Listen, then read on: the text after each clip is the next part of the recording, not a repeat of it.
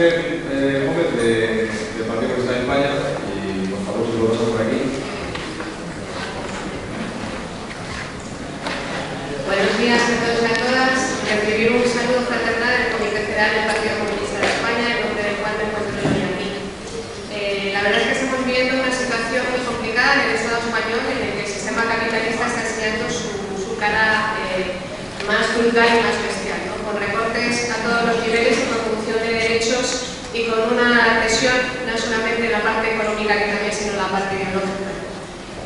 Con casi 630.000 hogares que no hay absolutamente ningún tipo de renta, que afecta a más de 1 millón de personas, está claro, junto con 6 millones de parados, con los desahucios que vivimos cada día, con la reducción de salarios, con la destrucción del empleo, con el cierre de empresas, está claro que estamos viviendo unas épocas en lo que es importante no solamente luchar contra la estructura y contra el sistema capitalista y económico, sino también autoorganizarse y empoderarse. Organizarse para organizar la solidaridad, como bien decís, en el tema de esta red y de estas jornadas.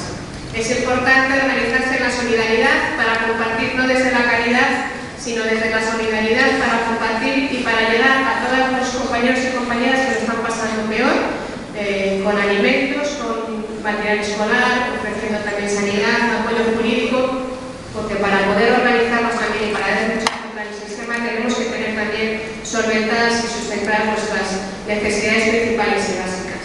Este es un modelo que no es nuevo en la historia. Nosotros recordamos también el Socorro Rojo Internacional, que también atendió las necesidades en España a partir de 1934 con la Revolución de Asturias y posteriormente con la Guerra Civil. Y si me permitís la expresión, yo creo que vosotros representáis hoy el Socorro Rojo del siglo XXI y por lo tanto creo que experiencias como estas son fundamentales. Empoderarse, autoorganizarse siempre desde la solidaridad y siempre para combatir el sistema